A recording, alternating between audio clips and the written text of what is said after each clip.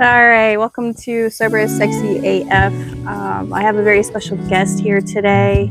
This is my brother. What I'm learning about when it comes to this channel is that there are multiple addictions. I really want this platform to be expansive. I really want to make sure that I shine the light on all experiences. You go ahead and just introduce yourself, who you are, and give a little bit of a background on what your experiences are with addiction. I'm Adam, your twin brother. I've had extensive experience with substance use, from opioids to alcohol and methamphetamines. I just celebrated 3 years from everything. Yeah. Was Ryder's birthday or? A few months after. It really all started when I was 20. And during that time, I didn't have any direction in life, so I kind of just chose the party scene. Started with like Vicodin. I did that for a few months, and then was exposed to Percocets. I was already using Vicodin, every day just about. And so that was an easy transition for me. I started using heroin, but that was more because of like an emotional breakup. I was having a hard time accepting breakup.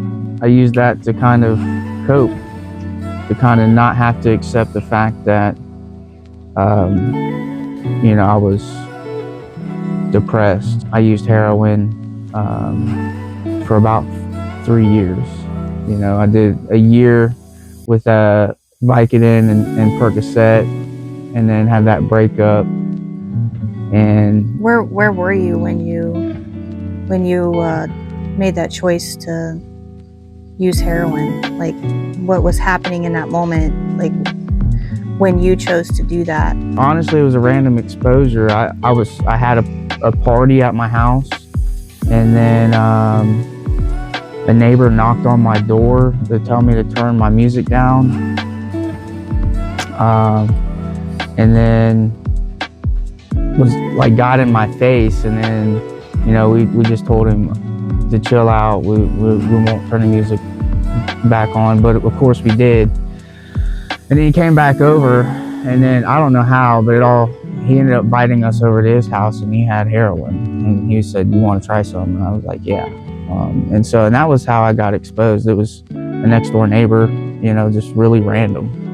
None of the people in my circles used heroin. I kind of introduced that, into my small circle, and it was off to the races from there. What was the feeling like? Basically, the best thing that I could describe it without romanticizing it is you're just warm and content with whatever's going on in your life. If we really break it down, that warm and content, there was nothing right in my life. You know what I mean? But that's just how powerful the drug is. It veils you, right?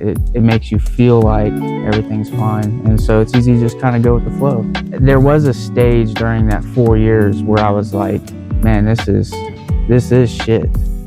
I will not be addicted to this forever. I will get clean. By the grace of God, I was given the opportunity to get clean when I was arrested and charged with possession of fentanyl and attempt to distribute.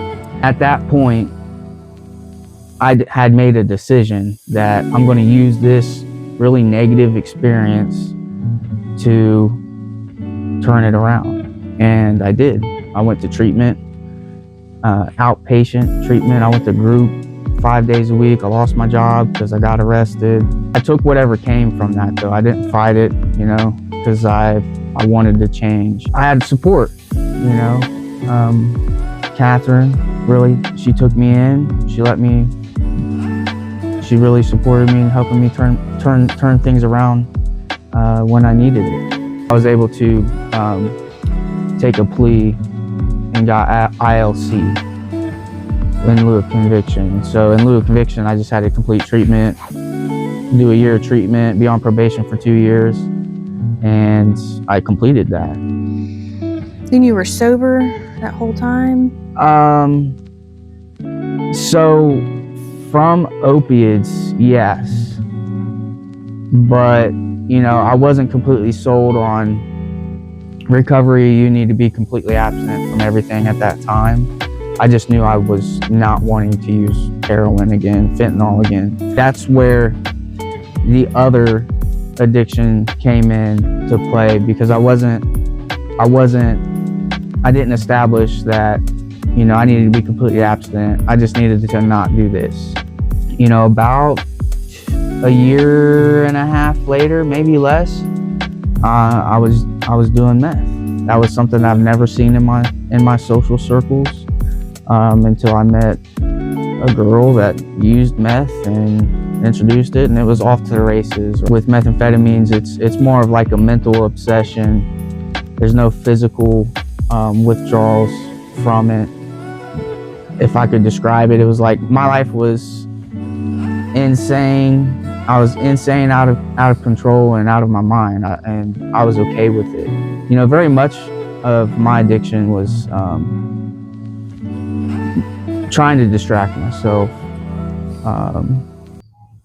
wallowing in self-pity, using substances to cope. Fentanyl was was the hardest thing for me to get over. I mean, I was physically,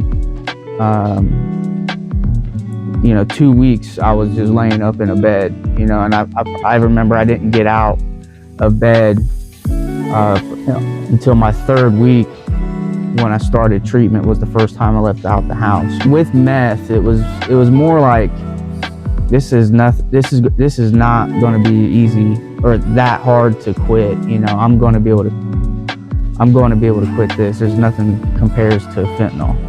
I used methamphetamine probably for another 4 years. During that time, towards the end of it, Ryder came along, and and that's when things really I really wanted to turn things around. When he was born, I was homeless, had nowhere to live, and I wanted to be there for him. I wanted to be a father, and I wasn't going to let something with so much vanity keep me from my son. Today, I just, I want to spread a message of hope. You got to be willing. You got to ask yourself, am I willing to change? And if the answer is yes, I'm willing to change, then you got to ask yourself, the next question is, am I willing to do everything that I know to do or am suggested to do in order to make that change? In early recovery, for the first year, go to meetings, find that network.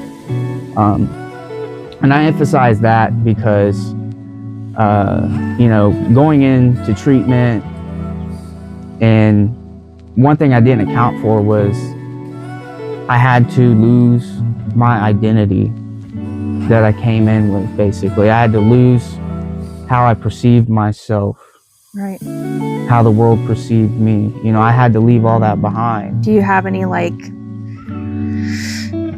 cravings or any moments where weakness or some triggers where you have to just tell yourself, recognize that trigger, and then, or is it completely gone? That's a great question. My cravings, those are real far few in between. It does get easier, right? As the lifestyle changes. The rewiring of the brain, the neurons change, it heals. You have triggers, right, or cues. You will always have a cue. You will always have things that trigger that thought. I just get better at controlling how much they influence my thinking. I'm diabetic, and so I use insulin syringes, and I IV used, heroin and methamphetamine. And I was asked one day, it's like, oh, you're diabetic, so how does that work with you now if you still have to use needles? Doesn't that trigger you? Doesn't that cue you? And I'm like, well, that cue will always be there. But what makes a difference is, if I'm emotionally balanced, I'm connected with myself, connected spiritually, connected socially, I have that support. Those cues don't affect me as much. But the second that I'm depressed, the second that I feel alone, and I see that syringe, that's when those thoughts start to trickle in, and you got to be prepared for that, and I literally, sometimes I'll just say, I'll do like that, or I'll snap my fingers, or I just tell myself, hey, we're not going down that road. I've been down that path. Well, I know that with your addiction, it has affected our relationship, and I'm sure other relationships too, not being as close as I would like, and not seeing you on some of the holidays because, I didn't know what was going on. That's what drugs do. That's what anything that you have no control over will do, is take you away from the things that you're supposed to be doing with people that want to love you. One of the things that I do to kind of support my recovery is, I find those social circles, finding meaning in life, kind of stepping into a new identity.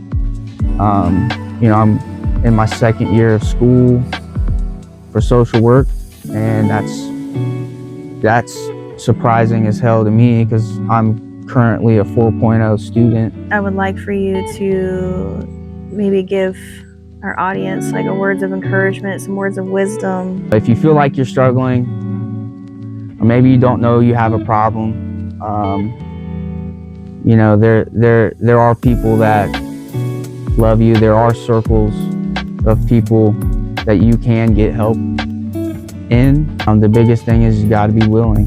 You got to be willing to leave wherever heartbroken place you're sitting at right now behind. Recovery is beautiful.